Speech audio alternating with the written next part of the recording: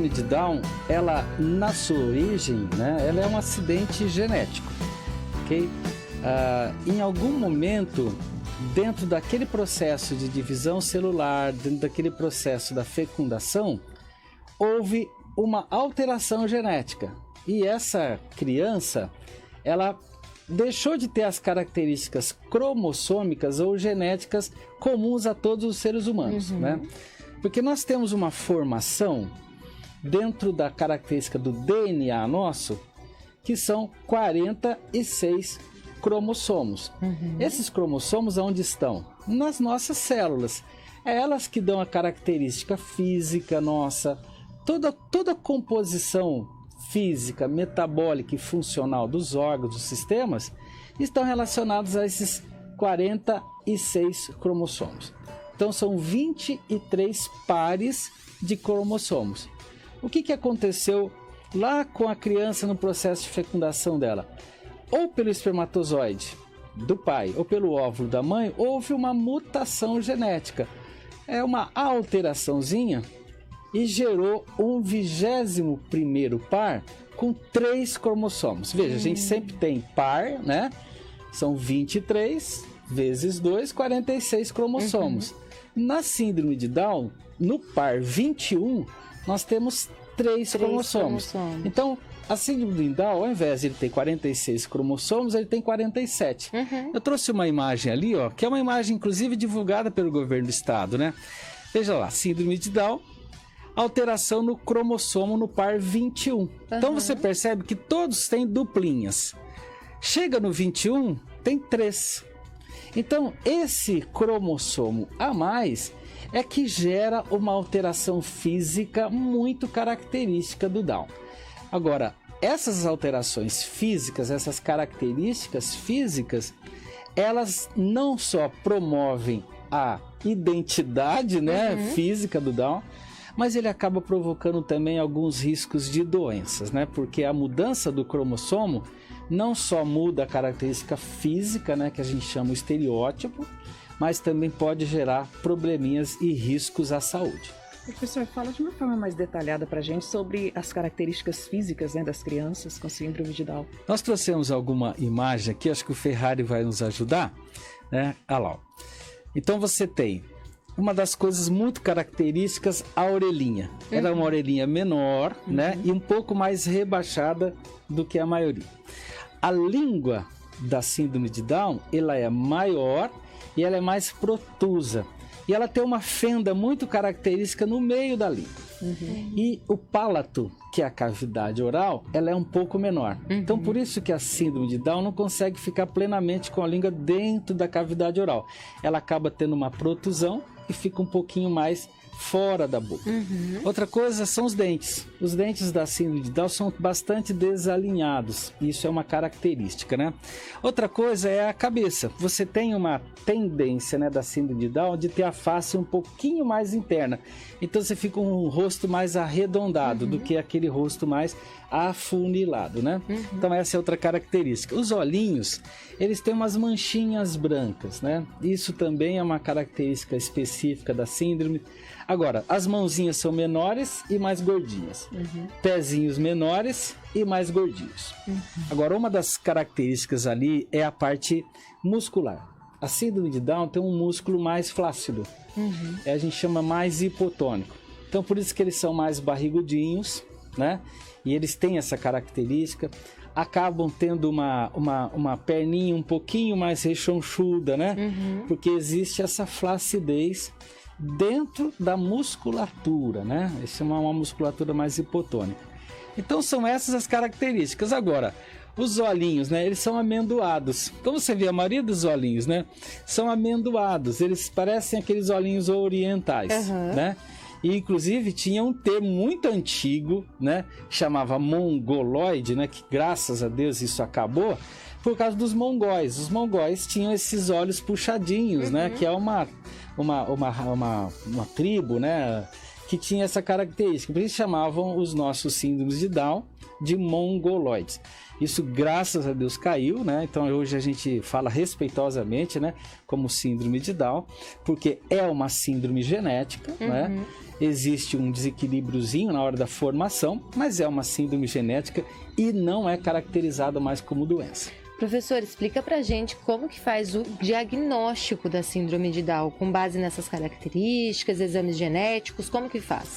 A primeira observação, até preventiva, né, é no ultrassom morfológico. Então, alterações do crânio já caracterizam, né, principalmente a parte perimetral, né, do crânio, já caracteriza a síndrome de Down, ou pelo menos as possibilidades. E aí, dessa criança, mantém-se um cuidado maior com relação à estrutura cardíaca, porque a síndrome de Down tem alterações cardíacas possíveis, né? Então, já desde lá do útero, já se faz o ultrassom morfológico, já se faz um pareamento com relação à idade da mãe, né? E porque pode ter realmente um fator genético envolvido, inclusive familiar, mas tem a questão da idade da mãe. Então, já se faz uma avaliação morfológica pelo ultrassom. Nasceu, então agora vamos fazer uma análise mais específica desse cromossomo. Então, a gente diz que está fazendo uma análise do cariótipo. Então, é uma análise sanguínea e vê a parte genética de uma célula. Então, como é que estão os cromossomos? Aí identifica mais de vez, né? E a questão clínica. Então, o Down nasce, você já sabe que ele é Down. Por essas características clínicas, físicas, né? E, obviamente, no primeiro ano, essas características vão ficando mais acentuadas e, naturalmente, você vai começando a ter os cuidados mais precoces, né? Uma das coisas da síndrome de Down é a questão intelecto, né? O intelectual dele é um pouco mais lento do que a maioria das crianças, né? Isso não significa deficiência intelectual, mas é uma dificuldade que ele tem de assimilação mais rápida. Ele tem um comportamento cognitivo um pouco mais lento, mas ele atinge níveis de igualdade com qualquer pessoa. Mas ele tem essa característica de uma lentidão cognitiva, uma lentidão intelectual, que também é característico dessa pessoa com síndrome, né? Professor, e quais são os fatores de risco para a probabilidade da criança nascer com síndrome de Down? Ok. Assim, de tudo que a gente já ouviu, o que realmente gera a predisponência é a idade da mãe. Por tudo que a gente tem visto, né? Porque assim, não bate nada quando você tem uma síndrome de Down com relação às características da mãe com relação a ser usuária de droga, ou ter já uma síndrome característica. Por exemplo, às vezes uma mulher Down, ela consegue gerar um filho normal. Né? Então isso não é uma transmissão genética. Só que a mãe, acima dos 35, já se liga um sinal de alerta. Hoje em dia, com todo o aparato genético, com todo o cuidado que se tem, né, com relação a esse acompanhamento genético da mãe, hoje mulheres com 40, 45 anos ainda têm uma certa tranquilidade. Mas dentro de um conceito estatístico, é a idade materna que acaba sendo um precursor de fator de risco. Sim. Professora, a gente acabou de receber uma pergunta de um telespectador, o Júlio, da Vila Aureliano, pergunta qual que é a expectativa de vida de uma pessoa com Down, e eu aproveito para ir junto numa próxima pergunta, quais são os riscos que o síndrome de Down tem em relação à saúde? Eu acho que assim, juntando as duas perguntas, a gente tem hoje, pela característica de saúde que nós temos, o avanço da medicina, o avanço das cirurgias, o avanço dos cuidados e principalmente entender como é que a síndrome de Down deve ser tratada, a expectativa de vida é tão igual quanto a nossa. Né? Então, síndromes de Down com 60, 70 anos de idade é muito comum. Coisas que não aconteciam há 20, 30 anos atrás, naquela fase onde as pessoas não entendiam que a síndrome de Down poderia ter toda uma evolução física, cognitiva e funcional igual com relação às pessoas comuns. Então a gente responde a primeira pergunta, expectativa de vida hoje igual à nossa. Agora, Hoje nós sabemos também que essa síndrome precisa ser muito bem estimulada. Então, o que nós temos é riscos de infecções gastrointestinais, porque o intestinozinho é um pouco mais lento, riscos de infecções respiratórias, riscos de infecções urinárias. O que a gente faz? Estimula fisicamente essa criança, para que essa criança tenha já, vamos dizer assim, um pulmãozinho mais fortalecido, né, um sistema cardiovascular mais fortalecido e a estrutura muscular mais fortalecida. Outro risco que ele tem é doenças no próprio coração. Então, no primeiro ano de vida, a criança precisa ser muito bem observada na parte pulmonar respiratória, que é o risco de uma pneumonia. Outro detalhe é o risco de uma aberturazinha entre as câmaras cardíacas. A gente chama de abertura atrial ou ventricular, mas isso é operável. Então, você já elimina o risco de óbito, porque são cirurgias relativamente simples, né? E que inclusive pode ser feito na vida intrauterina, pelo grau de tecnologia que nós chegamos, né? Agora, pode ser que haja alguma perda auditiva, pode ser que haja alguma perda visual, né, dessa nossa visão, mas são coisas que não geram complicadores da saúde. Mas o que gera mesmo complicadores da saúde são infecções intestinais, infecções urinárias, pulmonares e algum probleminha cardíaco. Mas volto a falar, tudo isso hoje é possível de um acompanhamento médico, cirúrgico e que mantenha a qualidade de vida dessas crianças. Professor, como se dá o tratamento da síndrome de Down? Não existe cura, né? Porque como nós estamos falando de alguma coisa já que está estruturada no código genético, né? Na estrutura do cromossomo, não existe cura para ele. Mas existe o acompanhamento, né? E todo tipo de estímulo físico deve ser conseguido o mais precocemente possível, né? O estímulo cognitivo de aprendizagem tem que ser acompanhado já desde o início. Inclusive, quanto mais próximo de crianças que não têm síndrome, melhor. Porque o Down precisa conviver, né, com as crianças dentro do seu processo escolar, né? Isso é mais do que necessário. E também o atendimento de pessoas profissionalizadas que vão, por exemplo, estimular a fala. Então, precisa ter uma fono envolvida. A terapeuta ocupacional precisa estar envolvido. O fisioterapeuta precisa estar envolvido. O profissional de educação física. Então, assim, o tratamento é dar a essa criança o melhor acompanhamento possível de estimulação física, cognitiva e emocional. Daí a necessidade do preparo da família.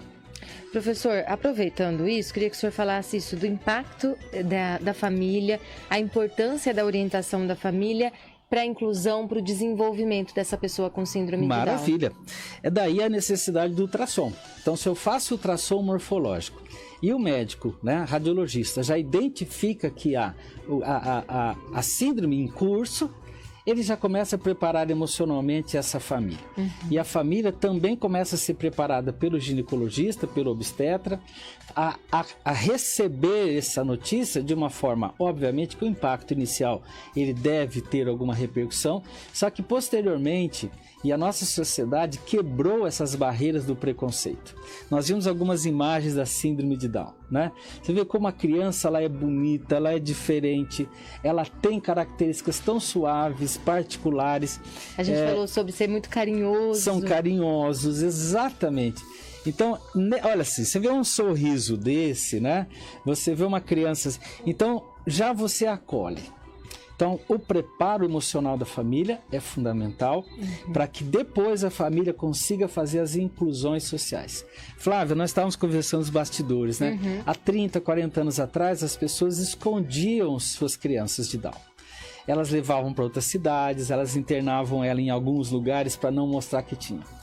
Aí, as APAES, elas quebraram esse ciclo de preconceito, trazendo as crianças, obviamente, para um trabalho especializado, né? Porque as APAES fazem um trabalho maravilhoso, né?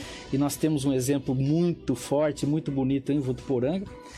E elas trouxeram essas crianças para o convívio entre a sociedade.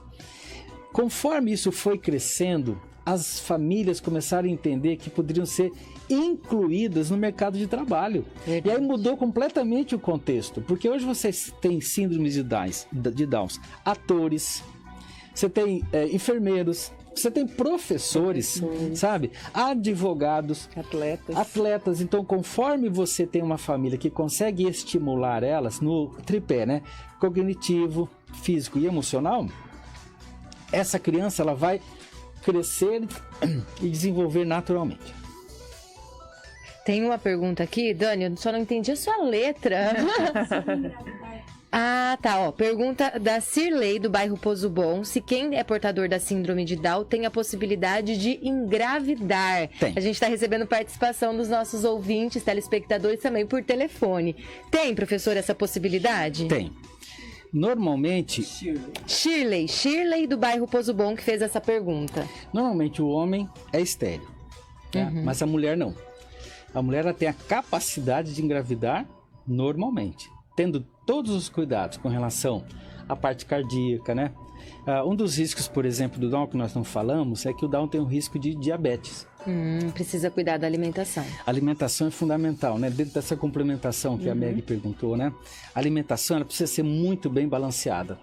E assim, até evita-se muito açúcar, evita-se muito farinha branca, né? Aquele carboidrato que gera a tendência ao engordar, porque o Down ele acaba tendo um metabolismo um pouquinho mais lento e acaba tendo o risco de engordar e aí, consequentemente, ter o diabetes, né? Então, se você tem um controle de todas essas variáveis para a mulher consegue ter vida normal, né? Então, ela pode engravidar. E todos os Downs hoje, eles são estimulados a relacionamentos, né, de qualidade, relacionamentos que podem gerar, inclusive, casamentos, né? Nós temos vários exemplos disso. E aí essa mãe, ela é preparada e essa mãe consegue, essa moça, né, com a síndrome de Down, ela pode tranquilamente engravidar e ter o seu ciclo familiar. Por quê? Porque hoje a sociedade, ela incluiu isso. Então, os desafios nossos diários, né? É quebrar as barreiras do preconceito com relação à síndrome de Down. Segundo desafio, aumentar os níveis de oportunidades, de empregabilidade, de estudo e o máximo possível de integração social. Nós temos síndromes de Down, por exemplo, vereadores, né? Ou seja, não é a limitação cognitiva, né, ou intelectual. Na verdade, são as oportunidades que se dão.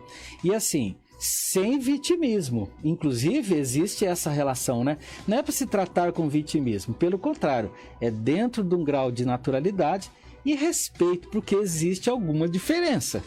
Mas existe o respeito frente a essa diversidade. Nós temos batido muito nessa tecla, né? Diversidade e igualdade fazem parte do respeito, né, que nós temos que ter com as pessoas como ser humano. E graças a Deus, a vida nos mostrou que a síndrome de Down não, e como todas as outras síndromes, né, elas têm que ter um respeito muito grande frente a esses desafios. Muito bom, professor, quero agradecer muito a sua participação, a participação dos telespectadores, a Shirley que mandou essa pergunta do Pozo Bom, o Júlio também da Vila Aureliano. Tenho certeza que é um assunto que traz muito esclarecimento para todos nós. Muito, e é muito bom nós falarmos, né? Nós vamos ter no dia 21 o Dia Mundial da Síndrome de Down. Eu quis adiantar porque como seria segunda-feira, eu falei, eu vou adiantar. Mas esse assunto ele não se esgota.